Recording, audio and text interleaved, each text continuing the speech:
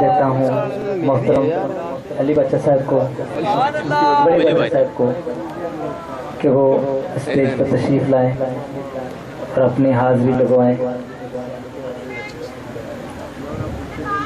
اشہد ان لا الہ الا اللہ وحدہ لا شریک لہ واشہد ان محمدا عبدہ ورسولہ، اما بعد فاعوذ باللہ من الشیطان الرجیم، بسم اللہ الرحمن الرحیم۔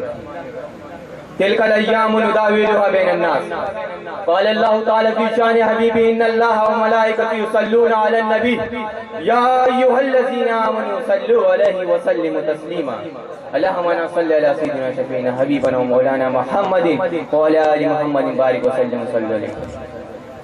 برادران اسلام السلام علیکم۔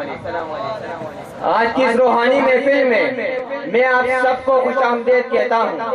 آج کا یہ پروگرام جو سید السادات الحسنی والحسینی حضرت مولانا صاحبزادہ سید ضیاء الحسن قائم مقام امام الجہاد کے 5ویں سراپا اقدس کے موقع پر سجایا گیا ہے۔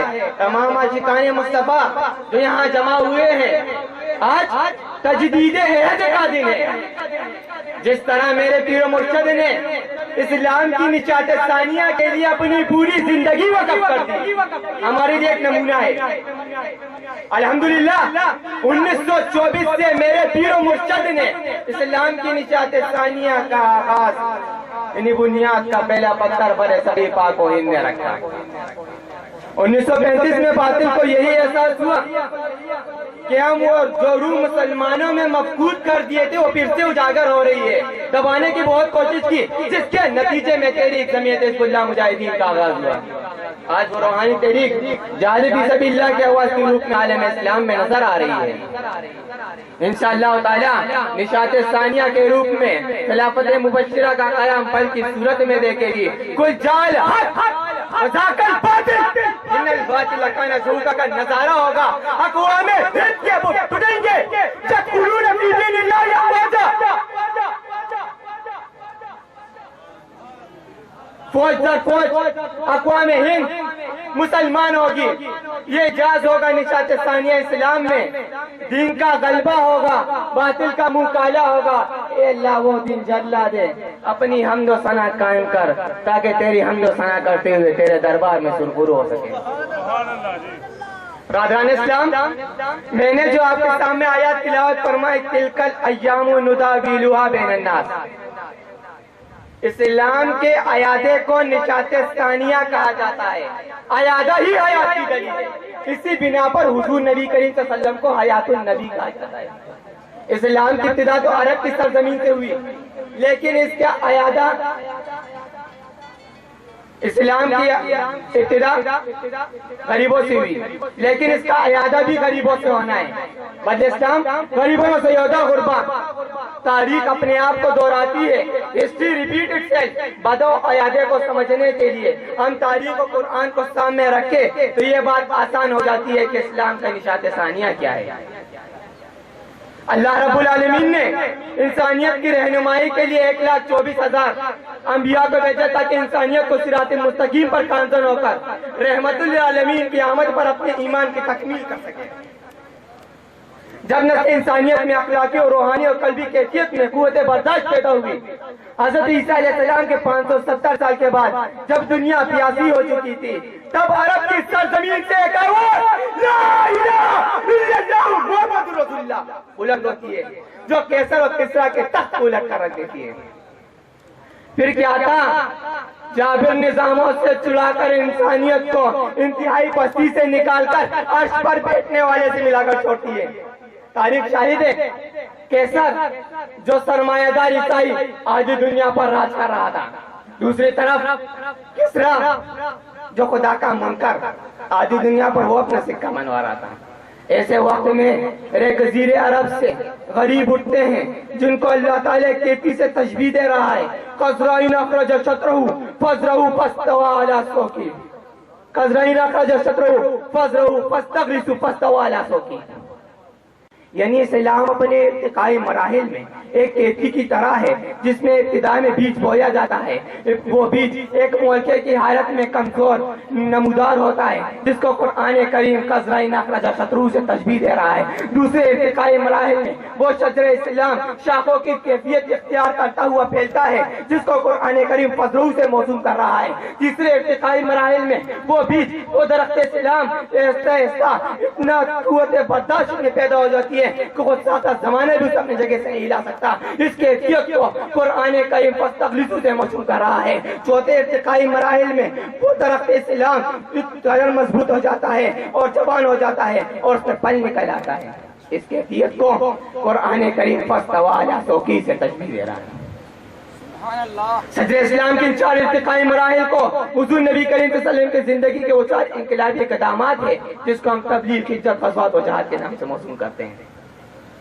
اب انہی 4 انقلابی اقدامات کو ہم عرب کی سرزمین سے دیکھتے ہیں. پہلا، حضور نبی کریم صلی اللہ علیہ وسلم عرب کی سرزمین سے اٹھ رہے ہیں تن و تنہا ایک مولکے کی طرح جس کو قرآن کریم قذرۂ نخرج شطرو سے تشبیہ دے رہا ہے. دوسرے ارتقائی مراحل میں وہ 13 سال تبلیغی دور ہے جس میں آپ اور آپ کا صاحب ہر طرح کے مصائب و الزامات کو برداشت کر رہے ہیں.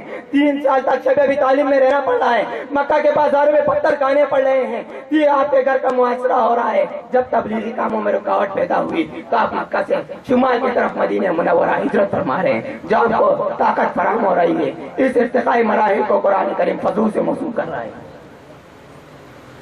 تیسرے ارتقائی مراحل میں مشرکین مکہ سے غزوات ہو رہے ہیں. بدر کے میدان میں حق و باطل کا سامنا ہو رہا ہے.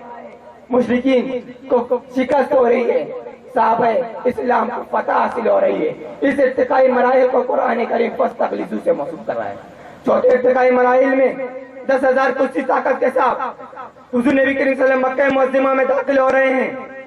خانہ کعبہ کے بتوں کو توڑ کر حق کا جھنڈا گاڑ رہے ہیں. کل جایا کو ذاکل باطل الباطل کا نزوکا کا نظارہ دکھا رہے ہیں. پھر کیا تھا یدخلون فی دین اللہ افواج. باطل کے فرار کے موزے نے سارا جزیرہ عرب کا حلقہ بلگوش اسلام کر دیا. لہ الملک ولہ الحمد. اللہ کی سرزمین پر اللہ کی حاکمیت قائم کر دیا. آپ کے بعد صحابہ کا دور چلتا ہے. خلافت راشدہ مشرکین اسلام کے ساتھ چھیڑ چھاڑ شروع ہوتی ہے.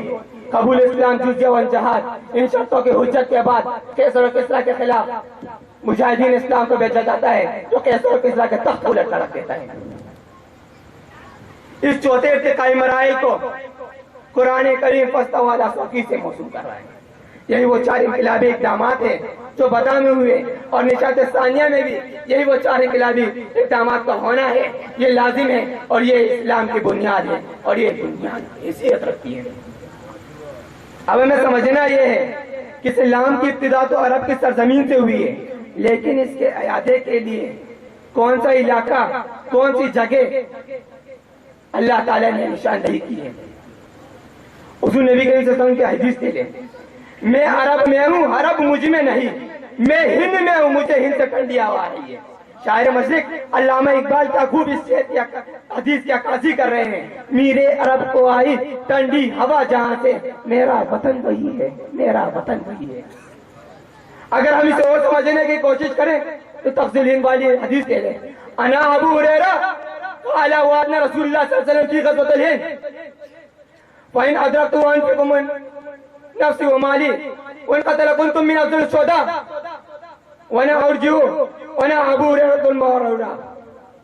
یعنی یہ واضح ہے کہ ہندوستان کے کل اقوام کو مسلمان ہونا یہ مقدر بن گیا ہے اور اسلام کی نشاط ثانیہ کی ابتدا امام حسین رضی اللہ تعالیٰ عنہ کو کربلا میں کہہ دینا کہ مجھے ہندوستان جانے دو میرے آقا جانے دو جہاں کو ہمارے آقا مولا تاجدار مدینہ صلی اللہ علیہ وسلم کو ان سے ٹھنڈی ہوائی تھی.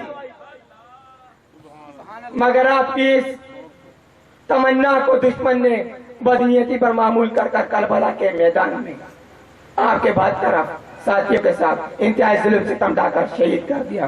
انا للہ و انا الیہ راجعون. لیکن آپ کی روح آپ کی تمنا ہزاروں اولیاء اللہ کو ہندوستان کی سرزمین لے آئی. جو آج یہاں پر مسلمان جو نظر آ رہے ہیں یہ تمنا حسین ہے. قتل حسین اصل میں مر گئے جدید ہے. اسلام زندہ ہوتا ہے ہر کربلا کے بعد. تبلیغ کے بعد دوسرا دور ہجرت کا ہے، اور ہجرت سے تمام مسلمانوں کو بیرا ہونا تھا، یہ تمام مسلمانوں کو فیض حاصل کرنا تھا۔ سیاسی حیثیت سے قاضی اعظم محمد علی جناح سے کام لیا گیا۔ 27 رمضان المبارک شب قدر نزول ملائکہ، حق و باطل کا فیصلہ ہوا، قدر کی رات میں 12 کا بجا تھا گھنٹہ، بس اسی وقت میں کیسر کا دیوالا نکلا۔ اب یہ وقت جہاد ہے، کیونکہ یہی بنیاد ہے۔ حضرت امام حسین رضی کی تمنا ہے اور اسے پورا ہونا ہے۔ ہندوستان کو مسلمان ہونا ہے، کوئی اس فیصلے کو بدل نہیں سکتا۔ اب ہمیں سمجھنا یہ ہے کہ ہم کس جگہ کر رہے ہیں اور زمانہ کس طرح پلٹا کر رہی ہے۔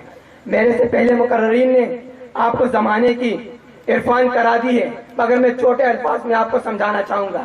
پہلے حضور نبی کریم صلی اللہ علیہ وسلم عرب کی سرزمین سے اٹھ رہے ہیں، زمانے کو 5 حصوں میں تقسیم کر رہے ہیں۔ پہلے اپنا زمانہ نبوت کا، رحمت کا، نبوت ختم ہوئی، خاتم النبی لا نبی بعدہ نبوت ختم ہوئی، اس کے بعد کے زمانے کو سرکار فرما رہے کہ خلافت کا زمانہ ہے، حضرت ابوبکر صدیق شروع ہو رہے ہیں، علی کرم اللہ وجہ ختم ہو رہی ہے، اس کے بعد کے زمانے کو ملک العزوز کہا جا رہا ہے، امیر معاویہ سے شروع ہو کر عبد المجید تک چلیے، اس کے بعد کے زمانے کو جبا ڈکٹیٹرشپ کا زمانہ، تاریخ ترکی کے انقلاب لا رہے ہیں،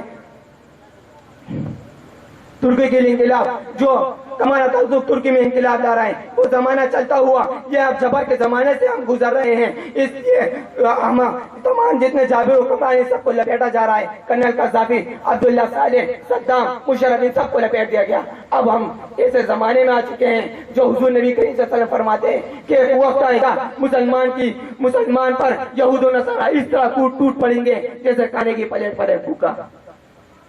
تو ایک صحابی فرماتے ہیں کیا اس وقت ہماری تعداد کم ہوگی؟ کہ سرکار فرماتے ہیں تم اس وقت کثیر تعداد میں ہوگے مگر تم میں تفرقہ ہوگا۔ آج اگر مسلمان دیکھو تو ایک مسلمان سنی کہتا ہے شیعہ کافر، شیعہ کہتا ہے بریلوی کافر، بریلوی کہتے ہیں دیوبندی کافر، مگر ایک جب کافر اٹھتا ہے تو یہ نہیں کہتا کہ سنی اسے چھوڑ دے، بریلوی اسے چھوڑ دو، یہ شیعہ اسے چھوڑ دو، وہ یہ کہتا ہے کہ مسلمانی سے ٹھوک دو۔ تو ہم ایک دوسرے کو کیوں کافر کہہ رہے ہیں؟ جب کافر ہمارے مارنے کے لیے اکٹھا ہو سکتے تو ہم دوسرے کے بھائی اکٹھا کیوں نہیں ہو سکتے؟ یہ وقت ہے اکٹھا ہو اور دشمن اسلام کو جواب دو۔ نعرہ تکبیر، نعرہ تکبیر، نعرہ رسالت، نعرہ رسالت، نعرہ حیدری۔